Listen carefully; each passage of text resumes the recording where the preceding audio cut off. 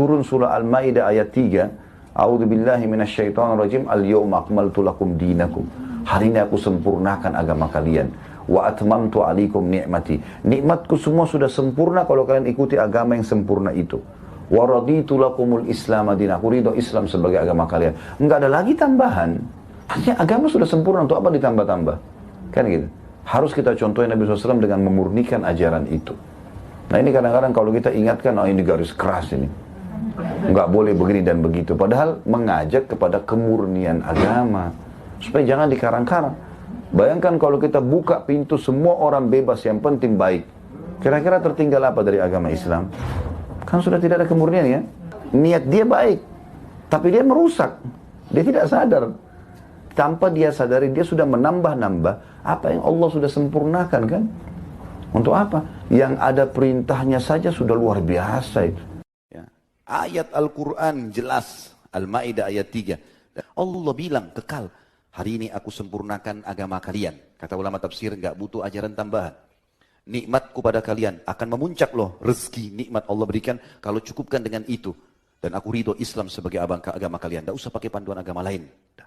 Jelas sekali ayatnya turun. Dan kata ulama, berarti ini menandakan Nabi SAW sudah menyampaikan semua amanah. Waktu turun ayat ini, Abu Bakar menangis, radhiyallahu anhu.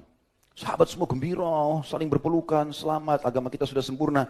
Abu Bakar nangis terisak-isak. Sebagian sahabat datang mengatakannya, Abu Bakar, bukannya kau gembira? Kok malah sedih? Kata Abu Bakar, ketahuilah. Kalau agama sudah sempurna, berarti yang membawa agama itu akan meninggal dunia. Udah akan kembali nih, karena tugasnya sudah selesai. Maka kata Nabi SAW, Abu Bakar benar. Nabi SAW meninggal teman-teman karena sudah menyampaikan semua ajaran. Murnikan itu saja. Jangan ditambah, jangan dikurangin. Pasti masuk surga. Gitu. Ali bin Abi Thalib mengatakan, radhiyallahu anhu, didik anak kalian dengan 7 kali 3. 7 tahun pertama dengan kelemah lembutan. Kita mengerti itu waktu mainnya mereka. 7 tahun kedua masuk dalam penanaman masalah prinsip. Dari sini boleh kita tegas, tapi nggak boleh keras. Tegas beda. Ini boleh, ini nggak boleh. Itu tegas namanya. Keras itu marah, mukul segala macam itu jangan. Jangan. Saya sampai ingatkan istri saya, jangan sentuh anak-anak dengan tangan. Saya nggak ridho, nggak boleh. Masih bisa dengan lisan, doakan, rangkul mereka, panggil. Sampai kalau saya datang itu anak-anak pada ngumpul semua di depan saya, karena saya ajak main aja terus. 7 tahun ketiga dari 14 sampai 21 diajak musyawarah. Diajak bermusyawarah. Walaupun musyawarah ini tujuannya hanya untuk melatih dia terbiasa memberikan pendapat, ya. Tetapi tidak harus diterima. Niatnya mendidik untuk supaya dia dewasa. Kata Ali bin Abi Thalib, setelah 21 tahun bebaskan di masyarakat, dia akan jadi pemimpin. Kalau seorang ibu menerima anaknya dengan gembira, pada saat dia lahir dia tersenyum, bahkan dia terharu meneteskan air mata karena menerima bayi tersebut, maka itu bisa dirasakan oleh si bayi. Begitu juga si ayah, pada saat dia terharu melihat bayinya lahir, dia gembira, ya, maka ini akan berpengaruh kepada juga kejiwaan dan perangai si bayi. Itu penelitian ilmiah, ya. Kalau kedua orang tua gembira menyambut si bayi, maka bayi itu pun juga akan tumbuh menjadi periang, ya. Dibandingkan dengan orang tua yang dasarnya tidak suka, tidak mau menerima. Misal dia pengen anak laki-laki, yang lahir anak perempuan, lalu dia cemberut misalnya. Atau seorang ibu memang dasarnya tidak ingin kehamilan tersebut, lalu dia berharap segera melahirkan lalu ditinggalkan bayi tersebut. Ini semua akan berpengaruh juga pada perangai dan kepribadian si bayi tadi walaupun dia masih kecil. Pertama, cobaan itu akan memaksa dia tanda kutip dekat dengan Tuhannya. Dan kita akan jauh dari kemaksiatan. Kita kalau lagi ada cobaan, ada penyakit, ada masalah, tidak ada peluang bagi syaitan untuk membuat kita berbuat dosa tuh. Diajak teman-teman ngumpul-ngumpul, buang-buang waktu. Aduh, lagi ada masalah. Tidak deh, nanti lain waktu. Dan kalau dia lagi ada masalah, berdoa, ibadah sama Allah, pasti khusyuk. Enak tuh. Kalau dia berdoa, nangis, kembali kepada Allah ya. Dia kembali, itu luar biasa. Luar biasa. Dia akan rasakan kenikmatan doa. Bahkan kalau kita lagi ada masalah, kita berdoa sama Allah, bisa nangis, bisa curhat sama Allah. Itu tidak bisa kita rasakan kenikmatannya itu kalau lagi tidak ada masalah. Semua orang menghadapi masalah. Nabi SAW menghadapi masalah, apalagi kita manusia biasa. Tapi cobaan ini datang untuk mendatangkan pahala sabar, gitu kan? Dan kita juga jadi tahu, ya, mendapat pengalaman. Dan sekarang kita kalau sholat di masjid, kalau kita masih masuk masjid, dapat pahala masing-masing. Tapi saya bisa dapat pahala ekstra. Gimana? Saya ajak teman saya, ayo sholat ya di masjid, sama-sama ke masjid. Saya dapat misalnya 10 pahala, dia dapat 10 pahala. Tapi saya dikasih sama Allah 10 plus seperti pahala dia tanpa dikurangi pahala dia. Karena saya mengajak dia. Kan gitu. Makin banyak saya ajak, maka makin banyak pahalanya. Imam yang mengimami kita sholat, panen pahala satu masjid. Muadzin panen imamnya, panen pahala imam dan pahalanya makmum. Gitu kan? Tapi ada satu hal yang penting. Ada orang tidak hadir di masjid itu panen pahala semua. Siapa itu? Yang bangun masjidnya dengan duitnya, dengan hartanya, dia dapat pahalanya, gitu kan? Itu luar biasa. Kita pergi haram, Masjid Haram Mekah, kita umrah, tawaf, iya dapat pahala. Kita umrohin orang tua kita, iya. Tapi yang bangun Masjid Haram panen pahala semuanya itu sekian juta orang. Keluarkan suaranya, walaupun kita sendiri, Bismillah, kita sendiri. Karena seringkali karena lezatnya makanan, ya. Laparnya perut, kemudian hausnya tenggorokan, kita main ambil saja, masuk. Dan kita kadang-kadang dikelabui oleh syaitan, supaya dia menghilangkan berkah makanan tersebut, tidak baca bismillah. Sampai kata Nabi SAW dalam hadis yang sahih, siapa yang membaca bismillah pada saat mau makan atau minum di sini, ya, maka syaitan di sebelahnya akan mengecil seperti lalat, ya. Artinya tidak bisa lagi punya pengaruh dengan dia. Hanya dengan membaca bismillah. Dan bismillah ini setiap kali kita mulai perbuatan apapun, selama itu kebaikan, maka akan mendatangkan keberkahan. Sebagaimana sabda Nabi SAW, kullu amrin la yubda' bismillah fahuwa aqta'. Semua perkara yang tidak dimulai dengan bismillah maka terputus dari rahmat Allah. Kalaupun ada syaitan di situ akan kecil dan tidak akan bisa mengganggu kita. Untuk lebih besar motivasinya teman-teman, sedekah itu fungsinya banyak sekali. Di antaranya dia akan mensucikan jiwa dan harta. Jadi jiwa itu akan bersih dari penyakit hati, ya, karena kita tidak akan menganggap remeh orang lain. Apalagi kalau kita tanamkan seperti tadi, kita menanamkan bahwasanya orang yang minta, kita ini lebih butuh daripada orang yang minta, sehingga kita mengejar mana nih orang miskin nih. Ada orang miskin lewat, kita nggak mau luputkan, selalu kita berikan kepada dia. Maka itu akan membersihkan jiwa kita, membersihkan pikiran kita. Dan juga yang luar biasa, dia membersihkan harta itu sendiri. Yang kita keluarkan 10.000 rupiah, mungkin uang kita yang 100 juta bisa jadi bersih dari hal yang syubhat, hal yang haram.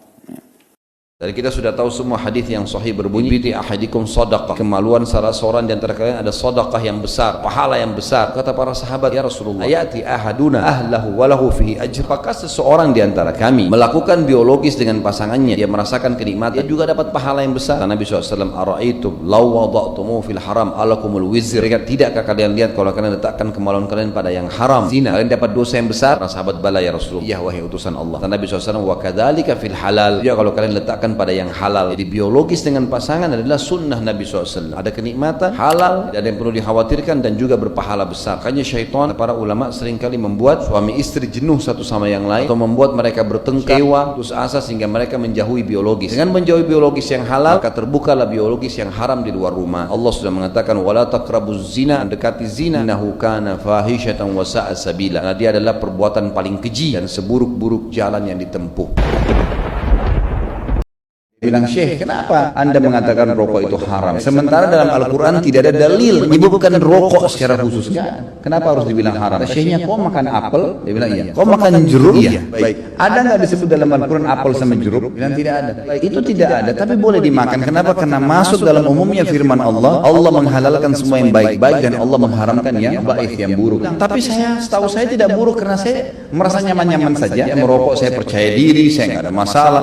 Ya orang mau mengatakan badan saya bau, baju saya bau, mulut saya bau, itu perkataan dia, tapi saya merasa nyaman-nyaman saja, nggak ada masalah. Berarti bisa saya katakan itu thayyibat, berarti baik ini buat saya. Sekarang saya tanya, kata Syekh, kalau kamu pulang ke rumah, kamu temukan istri kamu lagi pegang rokok, kamu lagi pegang rokok, kamu biarin atau kamu larang? Kata gurunya ini, "Saya larang, Syekh." "Kenapa kau larang?" Dia bilang, "Karena itu tidak baik." Nah, ini masuk dalam jawaban kamu sendiri. Kalau baik kamu biarin mereka merokok, beliin kalau perlu, sama-sama rokok ngepul di situ.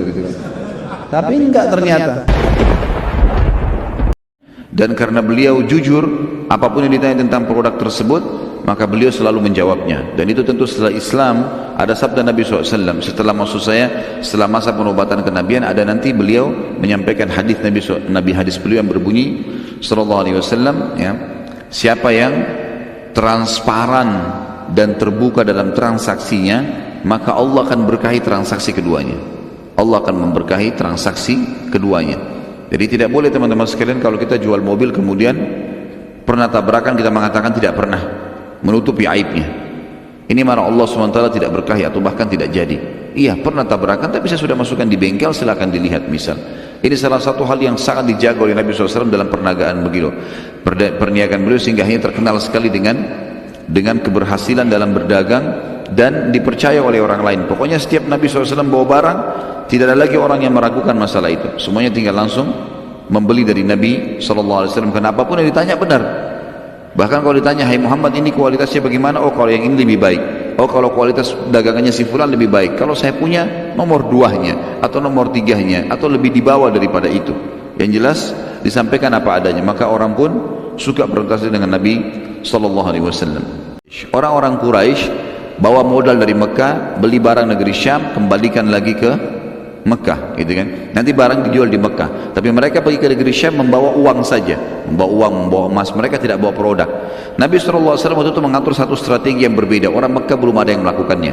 Semua modal beliau diberikan produk-produk Mekah. Apa saja yang bisa dibawa dibeli oleh Nabi SAW. Semua uang itu, semua modal dijadikan benda. Kemudian beliau bawa ke negeri Syam, lalu beliau berdagang di negeri Syam, barang-barang Mekah itu. Orang-orang di negeri Syam tidak mengenal produk Mekah selama ini.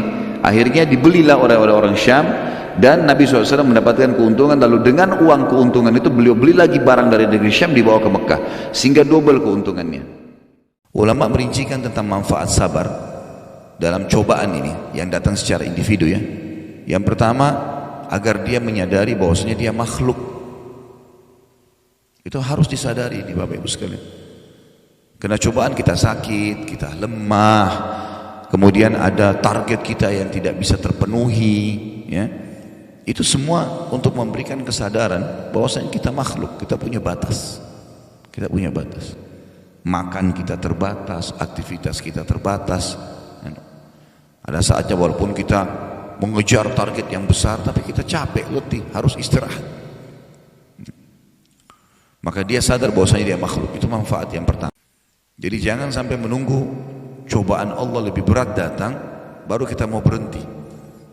Orang mukmin itu cerdas. Begitu peringatan datang dia berhenti segera. Begitu dia mau selingkuh berbuat dosa, ada rasa takut, berhenti sudah, selesai. Tetap dia melangkah, nanti suaminya atau istrinya telepon. Peringatan lebih jauh. Enggak mau diangkat, tetap melangkah, ini lebih berat nanti. Makin dibiarkan makin berat nanti. Nanti akhirnya ketemu sama tetangganya, kelihatan oleh orang, malu. Tetap juga dia ngotot, oh ini kalau di Jakarta ketahuan, kalau ke Bogor nggak ketahuan. Nanti di sana lebih parah, pas masuk hotel kepergok sama polisi, malu di media diangkat semuanya. Nah jadi masalah. Jadi orang mukmin itu cerdas, dia harus tahu. Maisarah selama perjalanan terkagum-kagum dengan Nabi SAW. Di antara yang membuat dia sangat kagum adalah beberapa fenomena alam yang terjadi dan bagaimana akhlaknya Nabi SAW. Di antaranya adalah perilaku Nabi SAW dengan Maisarah beda sekali dengan perilaku siapapun pada saat itu yang menjadi majikan atau tuan bagi seluruh sahaya. Kebanyakan mereka tuh kasar berkata-kata, suka perintah-perintah sembarangan, kadang-kadang sering dipukul, kadang-kadang marah sedikit nggak diberikan makan, gitu kan. Kemudian kalaupun ada keuntungan, ada segala, tidak pernah ada bagi, tidak ada sesuatu yang dikasih, gitu. Maka berbeda sekali dengan Nabi SAW. Nabi kalau makan, panggil Maisarah makan bersama-sama. Nabi SAW kalau istirahat, panggil Maisarah istirahat di sebelahnya. Nabi SAW mengajak ngomong seperti temannya sendiri. Selalu saja begitu, dari pergi sampai pulang. Perjalanan dari Mekah ke negeri Syam sebulan, gitu kan? Itu pun kalau menggunakan kuda yang tercepat. Kalau orang membawa kafilah dagangan lambat, bisa 2 bulan perjalanan. Jadi selama 2 bulan perjalanan, Nabi SAW selalu bermuamalah yang baik dengan dia. Pulang juga begitu. Banyak orang habis sholat buru-buru berdiri, hanya karena mau minum, hanya karena mau makan, hanya karena mau angkat telepon temannya. Padahal sabda Nabi SAW jelas, siapapun habis sholat tidak berbicara dengan orang di sebelahnya, tidak berdiri dari musallahnya, tidak membatalkan wudhunya, mengeluarkan angin. Dia selesaikan dulu zikirnya, maka malaikat di atas kepalanya mengatakan, Allahumma gfirhu, Allahumma arhamhu. Ya Allah ampuni dia, ya Allah rahmati dia. Terus sampai dia melanggar 3 tadi. Ngobrol sama orang di sebelah, berdiri dari musola, atau batalin wudhu. Berapa banyak orang yang sibuk dengan itu? Padahal doa malaikat selalu, ya Allah maafi, ya Allah maafkan, ya Allah rahmati, ya Allah maafkan, ya Allah rahmati. Rahmat hanya kasih karunia, kasih dia sesuatu yang melampaui kebutuhannya. Banyak orang begitu, selesai salam udah ngobrol sama temannya, udah berdiri ke meja makan, udah segala macam. Kenapa nggak selesaikan zikir dulu? Zikir 5 menit saja. Dan karena beliau jujur, apapun yang ditanya tentang produk tersebut, maka beliau selalu menjawabnya. Dan itu tentu setelah Islam, ada sabda Nabi SAW, setelah masa penobatan kenabian, ada nanti beliau menyampaikan hadis Nabi hadis beliau yang berbunyi SAW, ya, siapa yang transparan dan terbuka dalam transaksinya, maka Allah akan berkahi transaksi keduanya. Allah akan memberkahi transaksi keduanya. Jadi tidak boleh teman-teman sekalian kalau kita jual mobil kemudian pernah tabrakan kita mengatakan tidak pernah, menutupi aibnya. Ini marah Allah SWT tidak berkahi atau bahkan tidak jadi. Iya pernah tabrakan tapi saya sudah masukkan di bengkel, silakan dilihat misal. Ini salah satu hal yang sangat dijaga oleh Nabi SAW dalam perniagaan beliau. Perniagaan beliau sehingga hanya terkenal sekali dengan keberhasilan dalam berdagang dan dipercaya oleh orang lain. Pokoknya setiap Nabi SAW bawa barang, tidak ada lagi orang yang meragukan masalah itu. Semuanya tinggal langsung membeli dari Nabi SAW. Karena apapun yang ditanya benar. Bahkan kalau ditanya, hai Muhammad ini kualitasnya bagaimana? Oh kalau yang ini lebih baik. Oh kalau kualitas dagangannya si fulan lebih baik. Kalau saya punya nomor 2-nya atau nomor 3-nya atau lebih di bawah daripada itu. Yang jelas disampaikan apa adanya. Maka orang pun suka berinteraksi dengan Nabi SAW. Alhamdulillah dakwah sunnah ini adalah dakwah yang paling loyal dengan pemerintah setempat, gitu kan? Apa cirinya ulama su? Cirinya ada 2. Yang pertama, hobinya suka tawaf di sekitar istana presiden atau istana raja. Tiap pagi rebutan sarapan pagi, rebutan kue bersama raja yang berkuasa. Apa kata Rasulullah? Ulama seperti itu sama dengan maling. Di dalam salah satu hadis ya. Bahkan ada seorang ulama mengatakan, saya lupa teks Arabnya, banyak maaf, agak sedikit vulgar. Lalat yang mengitari kotoran manusia lebih baik daripada ulama yang muteri istana raja. Lebih baik makan, minum, tidur, mati masuk surga kan? Ini enggak, suka iseng, cari ini, cari masalah. Harus begitu, Allahu a'lam. Mudah-mudahan saja lepas dari sifat munafikin ini ya.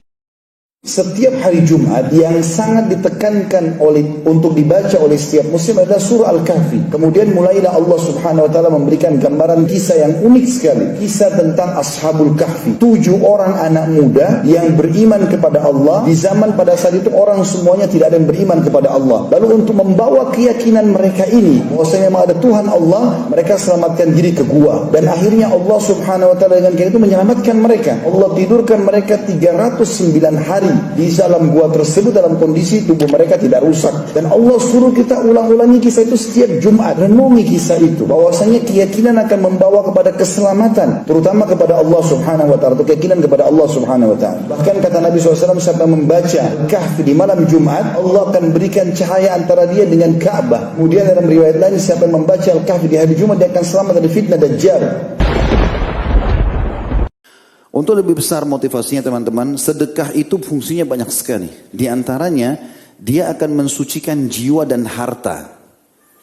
Jadi jiwa itu akan bersih dari penyakit hati. Ya, karena kita tidak akan menganggap remeh orang lain. Apalagi kalau kita tanamkan seperti tadi. Kita menanamkan bahwasanya orang yang minta, kita ini lebih butuh daripada orang yang minta. Sehingga kita mengejar, mana nih orang miskin nih. Ada orang miskin lewat, kita nggak mau luputkan, selalu kita berikan kepada dia. Maka itu akan membersihkan jiwa kita, membersihkan pikiran kita.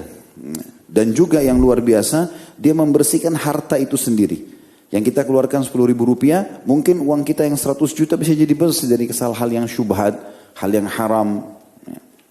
Tentang sholat Jumat, apa kata Nabi SAW? Siapa yang di hari Jumat mandi dengan mandi junub, yang mandi dengan bersih, menggunakan baju terbaiknya, minyak wangi terbaiknya, menyisir rambutnya dengan rapi, kemudian pergi di awal waktu di hari Jumat, kemudian dia sholat yang Allah perintahkan, tahiyat masjid, kemudian dia dengarkan khatib, lalu dia sholat Jumat, kecuali dibersihkan dosa-dosanya yang lalu. Bayangkan, pembersihan dosa dihubungkan dengan apa? Mandi yang bersih, baju yang bersih, pakai minyak wangi, sisir rambut dengan rapi. Jadi ini bagian dari syariat teman-teman sekalian.